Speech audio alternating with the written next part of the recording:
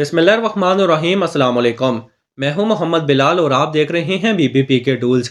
आज इस वीडियो में डिस्कस करेंगे कि मिस फायर और बैक फायर क्या होते हैं, मिस फायर और बैक फायर में क्या डिफरेंस होता है, मिस फायर और बैक फायर इंजन में कब और क्यों होते हैं और इनकी वजूहात को भी डिस्कस करेंगे। तो वीडियो को शुरू करने से पहले ये बताता चलूँ कि EFI से related diagnostic tool, car scanner, devices की मुख्तलिफ वैरायटी अवेलेबल है।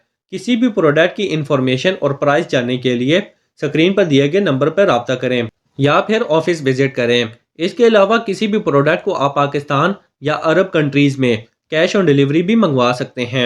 सबसे पहले मिस फायर को डिस्कस कर लेते हैं। इंजन के अंदर एयर फ्यूल मिक्सचर कंप्रेस होता है, फिर इग्निशन यानी स्पार्क प्लग स्पार्क को निकालकर एयर फ्यूल मिक्सचर को जलाते हैं।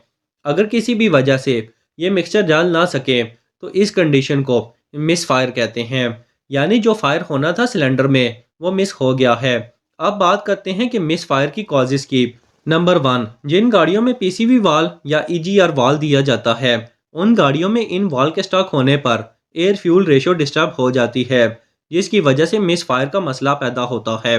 नंबर 2, क्रैंक सेंसर, केम सेंसर, PCM और इलेक्ट्रिकल सर्किट की वजह से मिस फायर का मसला आता है, जो कि फ्यूल और इग्निशन की टाइमिंग एडजस्ट करते हैं। Number 3, ignition system problem.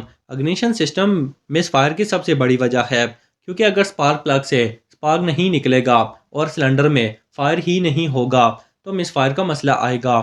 Number 4, air fuel delivery problem. अगर इंजन में एयर फ्यूल इन दोनों में से कोई भी एक चीज़ मुकम्मल कंबक्शन चैम्बर में नहीं जाएगी तो भी मिस फायर होगा।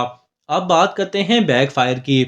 जैसा कि नाम से ही ये मालूम हो रहा है कि पीछे से फायर होना, बेसिकली बैक फायर तब होता है जब इंजन में जो फ्यूल पूरी तरह ना जल रहा हो, तो ये ना जला हुआ फ्यूल एग्जॉस्ट पाइप में जाता है, तो एग्जॉस्ट पाइप में हीट होने की वजह से ये ना जला हुआ फ्यूल एग्जॉस्ट पाइप में जल जाता है और बैक फायर होता है।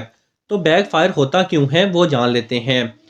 Number 1, running to rich. जब भी इंजन में रिच मिक्सचर यानी जो एयर फ्यूल रेशो है वो अपनी रेशो से ज़्यादा जाएगा तो ये फ्यूल पूरी तरह नहीं जल पाएगा और बचा हुआ फ्यूल एग्जॉस्ट पाइप में जल जाएगा।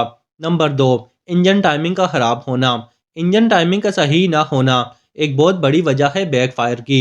इस कंडीशन में जो फ्यूल इनटेक और एग्जॉस्ट वाल के रास्ते कंप्रेसर स्टॉक में लीक हो जाएगा और बैक फायर की वजह बनेगा। नंबर 3, स्पार्क प्लग पर कार्बन का जमा होना। स्पार्क प्लग पर कार्बन आने की वजह से स्पार्क जनरेट नहीं होता, जिसकी वजह से बैक फायर होता है। उम्मीद करता हूँ कि आपको इस वीडियो में कुछ नया सीखने को मिला होगा।